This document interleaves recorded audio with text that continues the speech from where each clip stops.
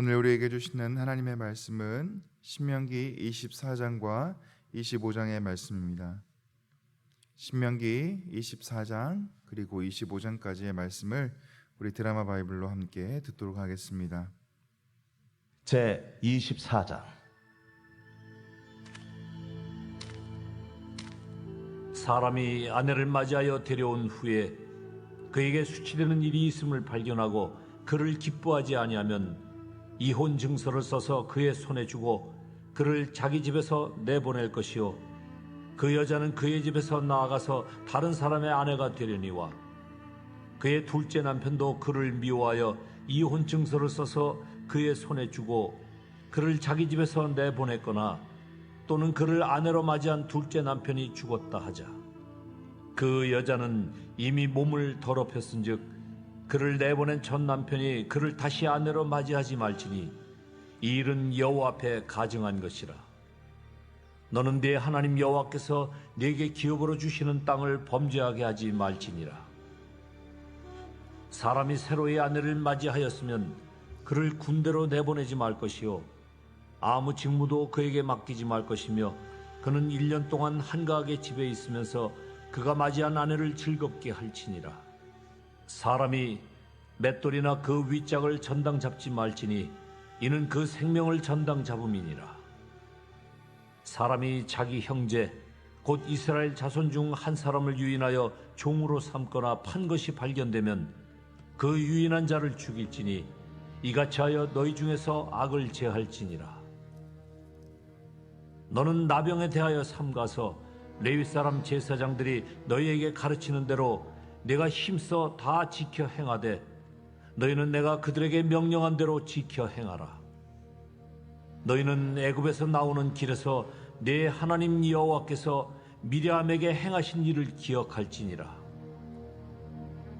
내 이웃에게 무엇을 구워줄 때에 너는 그의 집에 들어가서 전당물을 취하지 말고 너는 밖에 서 있고 네게 꾸는 자가 전당물을 밖으로 가지고 나와서 네게 줄 것이며 그가 가난한 자이면 너는 그의 전당물을 가지고 자지 말고 해질 때에 그 전당물을 반드시 그에게 돌려줄 것이라. 그리하면 그가 그 옷을 입고 자며 너를 위하여 축복하리니 그 일이 네 하나님 여호와 앞에서 네 공의로움이 되리라. 곤궁하고 비난한 품꾼은 너희 형제든지 내 땅 성문 안에 우거하는 객이든지 그를 학대하지 말며 그 품삯을 당일에 주고 해진 후까지 미루지 말라. 이는 그가 가난함으로 그 품삯을 간절히 바람이라. 그가 너를 여호와께 호소하지 않게 하라. 그렇지 않으면 그것이 네게 죄가 될 것임이라. 아버지는 그 자식들로 말미암아 죽임을 당하지 않을 것이요 자식들은 그 아버지로 말미암아 죽임을 당하지 않을 것이니 각 사람은 자기 죄로 말미암아 죽임을 당할 것이니라. 너는 객이나 고아의 송사를 억울하게 하지 말며 과부의 옷을 전당 잡지 말라. 너는 애굽에서 종되었던 일과 내 하나님 여호와께서 너를 거기서 속량하신 것을 기억하라. 이러므로 내가 네게 이 일을 행하라 명령하노라. 네가 밭에서 곡식을 벨 때에 그 한 붓을 밭에 잊어버렸거든 다시 가서 가져오지 말고 나그네와 고아와 과부를 위하여 남겨두라. 그리하면 네 하나님 여호와께서 네 손으로 하는 모든 일에 복을 내리시리라. 네가 네 감람나무를 떤 후에 그 가지를 다시 살피지 말고 그 남은 것은 객과 고아와 과부를 위하여 남겨두며 네가 네 포도원의 포도를 딴 후에 그 남은 것을 다시 따지 말고 객과 고아와 과부를 위하여 남겨두라. 너는 애굽 땅에서 종되었던 것을 기억하라. 이러므로 내가 네게 이 일을 행하라 명령하노라. 제 25장. 사람들 사이에 시비가 생겨 재판을 청하면 재판장은 그들을 재판하여 의인은 의롭다 하고 악인은 정죄할 것이며 악인에게 태형이 합당하면 재판장은 그를 엎드리게 하고 그 앞에서 그의 죄에 따라 수를 맞추어 때리게 하라. 40가지는 때리려니와 그것을 넘기지는 못할지니 만일 그것을 넘겨 매를 지나치게 때리면 내가 내 형제를 경히 여기는 것이 될까 하노라. 곡식 떠는 소에게 망을 씌우지 말지니라.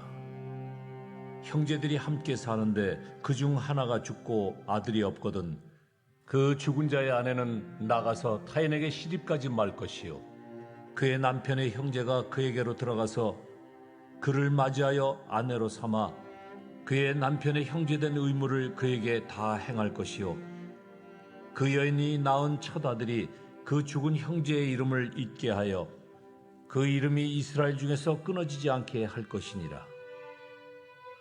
그러나 그 사람이 만일 그 형제의 아내 맞이하기를 즐겨하지 아니하면 그 형제의 아내는 그 성문으로 장로들에게 나아가서 말하기를 내 남편의 형제가 그의 형제의 이름을 이스라엘 중에 잊기를 싫어하여 남편의 형제된 의무를 내게 행하지 아니하나이다 할 것이요 그 성읍 장로들은 그를 불러다가 말할 것이며 그가 이미 정한 뜻대로 말하기를 내가 그 여자를 맞이하기를 즐겨하지 아니하노라 하면 그의 형제의 아내가 장로들 앞에서 그에게 나아가서 그의 발에서 신을 벗기고 그의 얼굴에 침을 뱉으며 이르기를 그의 형제의 집을 세우기를 즐겨 아니하는 자에게는 이같이 할 것이라 하고 이스라엘 중에서 그의 이름을 신 벗김 받은 자의 집이라 부를 것이니라.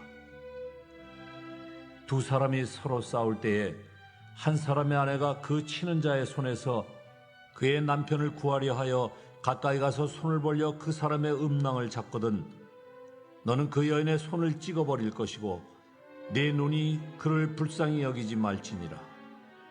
너는 내 주머니에 두 종류의 저울추 곧 큰 것과 작은 것을 넣지 말 것이며 내 집에 두 종류의 돼 곧 큰 것과 작은 것을 두지 말 것이요 오직 온전하고 공정한 저울추를 두며 온전하고 공정한 퇴를 둘 것이라. 그리하면 네 하나님 여호와께서 네게 주시는 땅에서 네 날이 길리라. 이런 일들을 행하는 모든 자, 악을 행하는 모든 자는 네 하나님 여호와께 가증하니라. 너희는 애굽에서 나오는 길에 아말렉이 네게 행한 일을 기억하라. 곧 그들이 너를 길에서 만나 네가 피곤할 때에 내 뒤에 떨어진 약한 자들을 쳤고 하나님을 두려워하지 아니하였느니라. 그러므로 네 하나님 여호와께서 네게 기업으로 주어 차지하게 하시는 땅에서 네 하나님 여호와께서 사방에 있는 모든 적군으로부터 네게 안식을 주실 때에 너는 천하에서 아말렉에 대한 기억을 지워버리라. 너는 잊지 말지니라. 아멘. 네, 오늘은 24장과 25장을 살펴보았는데요.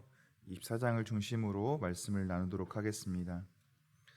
얼마 전 한 나라의 대사 부인이 우리나라에 와 있는 대사 부인이 갑질을 해서 뉴스에 보도된 적이 있습니다. 백화점 점원을 폭행한 CCTV가 방영되면서 온 국민의 공분을 샀습니다. 왜 이런 갑질의 형태가 우리 사회에서 끊이지 않고 발생하게 될까요? 선진국의 대열에 합류했다고 하는 나라에서 갑질의 뉴스가 끊이지 않는 걸 보면서 이해가 쉽게 되지 않았습니다. 갑질의 원인을 찾아보면 우리는 금방 이 문제의 근본 원인을 발견할 수 있습니다. 바로 인간에 대한 존중이 없는 것이죠. 왜 이런 인간 존중이 없는 것일까요? 그것은 사회가 발전하면서 모든 것을 상품화한 사회의 문제라고 이야기할 수 있겠습니다. 이런 사회는 모든 것을 다 값을 매깁니다. 돈으로 매긴다는 것이죠. 상품에 대한 것도 가격을 매기지만 인간의 노동력에도 가격을 매기게 되는 것입니다. 그러다 보니 인간을 인간으로 보지 못하고 돈으로 보는 경우가 종종 생깁니다. 내가 대우를 받아야 한다고 생각하는 사람들은 자기에게 서비스를 제공하는 사람들을 돈으로 살 수 있다고 생각합니다. 그래서 한 인간으로 대하기보다 나에게 서비스를 제공하는 물품이나 패키지 정도로 생각하는 것이죠. 그러다 보니 앞서 말씀드린 종류의 문제들이 우리에게 빈번히 일어나게 되는 것입니다. 그렇다면 우리를 만드신 하나님께서는 인간을 어떻게 보시고 또 인간을 향하여 어떻게 대하실까요? 우리가 성경을 통해 잘 알고 있듯이 하나님께서는 인간을 창조하시고 보시기에 심히 좋았더라라고 말씀해주고 계십니다. 그러나 타락한 인간과 인간 사회는 재화와 능력에 따라 계급을 만들어내고 또 빈부의 격차를 만든 다음 사람이 사람을 차별하는 이런 잘못된 모습을 보이기 시작합니다. 하나님도 이 사실을 보고 알고 계셨고 특별히 자기 백성인 이스라엘에게 어떻게 이 차별과 차이를 극복해야 하는지에 대해서 말씀해주고 계십니다. 출애굽기에서 나와 있는 이 율법의 말씀이 신명기에서 다시 나와 있기 때문에 사실은 반복해서 말씀하고 있는데요. 오늘 본문 5절은 아내를 맞이한 새신랑에 대한 규례가 나와 있습니다. 이제 막 결혼한 신랑은 군대로 보내지 말라라고 이야기합니다. 아무 직무도 맡기지 않고 1년 동안 한가하게 집에 있으면서 맞이한 아내를 즐겁게 하라고 말씀하십니다. 지금 시대의 사람들이 봐도 정말 멋진 배려가 아닌가 싶습니다. 또한 6절부터 22절까지는 약자와 가난한 자의 권리에 대해서 이야기하고 있습니다. 맷돌이나 그 윗짝을 저당답지 말라고 말씀합니다. 맷돌은 당시 사회에서 겉옷과 마찬가지로 생활 필수품이었습니다. 이러한 물건을 저당 잡는다는 것은 당장 먹고 살 방법을 빼앗는 것과 마찬가지였다는 것이죠. 그렇기 때문에 하나님께서 이처럼 맷돌이나 윗짝을 저당 잡지 말라고 말씀하고 있는 것입니다. 또 10절부터 13절에서는 이웃에게 구워질 때의 규례를 말씀해 주고 있습니다. 저당 잡히는 사람의 집에 들어가서 물건을 받지 말고 밖에서 기다리고 있다가 가지고 나온 물건을 받으라라고 말합니다. 물건을 저당 잡아야 하는 사람이 이 저당 잡히는 사람의 집에 들어가서 사실은 물건을 살펴보고 자, 이것을 내가 저당 잡을게 라고 말하지 않고 저당 잡힐 사람이 자기가 집에 들어가서 어떤 것을 가지고 와서 밖에서 준다는 것이죠. 이것은 인간의 존엄성을 지켜주시는 하나님의 배려가 담겨져 있습니다. 또한 저당물을 잡은 것이 가난한 사람의 것이면 그것을 해가 지기 전에 다시 그 사람에게 돌려주라고 말씀하고 있습니다. 앞서 말씀드린 대로 생활 필수품이기 때문에 그렇습니다. 이런 배려를 받은 사람은 이제 자신에게 자비를 베푼 사람을 위해 축복하게 된다라고 말씀합니다. 그러면 13절에 나온 것처럼 그 일이 내 하나님 여호와 앞에서 정의로움이 될 것이다 라고 말합니다. 혹시 누군가에게 여유가 있어서 빌려준 것이 있는 분들은 이 말씀을 잘 묵상해 보시면 좋을 것 같습니다. 우리는 빌리는 사람이, 가난한 사람이 나에게 아무것도 줄 수 없는 것이라고 생각하는 경우들이 있는데 성경은 그렇게 말하지 않습니다. 오히려 이 가난한 사람들이, 이 빌리는 사람들이 빌려준 사람들을 향해 축복할 수 있다라고 말해주고 있습니다. 그렇다면 실상은 주고받음에 있어서 우리는 다른 시각을 가질 수 있다는 것이죠. 가난한 사람, 빌리는 사람은 그저 아무것도 없어서 빌릴 수밖에 없는, 빌리는 것만 할 수 있는 것이라고 생각했는데 성경은 그렇게 말하지 않습니다. 이 사람들이 빌려주는 사람을 향해서 하나님께 축복해달라고, 복을 받게 해달라고 빌 수 있는 권리가 있다라고 우리에게 이야기해주고 있는 것이죠. 또 품꾼에 대한 이야기가 나오는데 공공하고 비난한 품꾼을 학대하지 말고 품삯은 당일에 주고 미루지 말라라고 말합니다. 가난한 사람들에게 있어서 하루 품삯은 하루를 살기 위해 꼭 필요한 것이었습니다. 받지 못하면 매우 곤란한 상황에 처하기 때문에 꼭 줘야 한다라고 말씀합니다.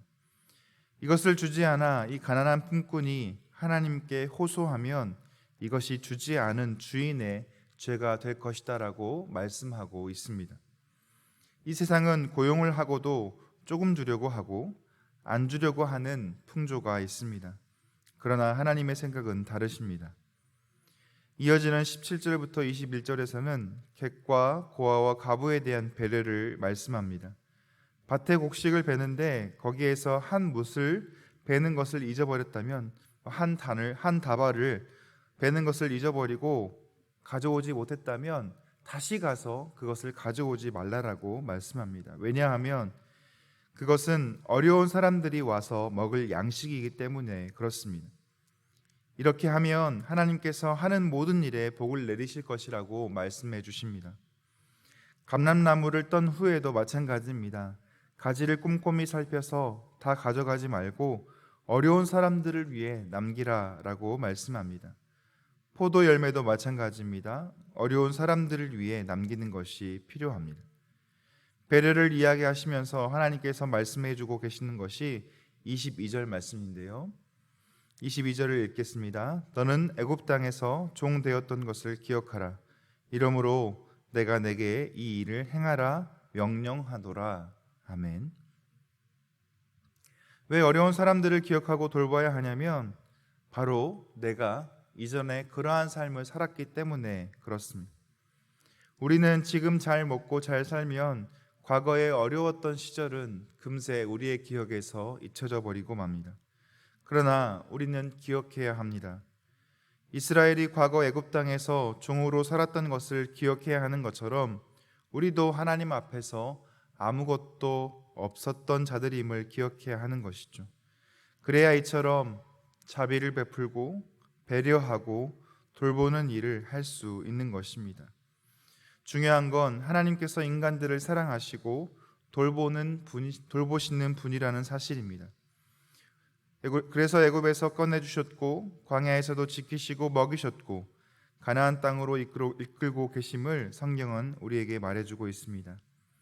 하나님은 약한 자들을 돌보시는 하나님이십니다. 그러니 당연히 우리도 약한 자들을 돌보는 삶으로 나아가야 합니다.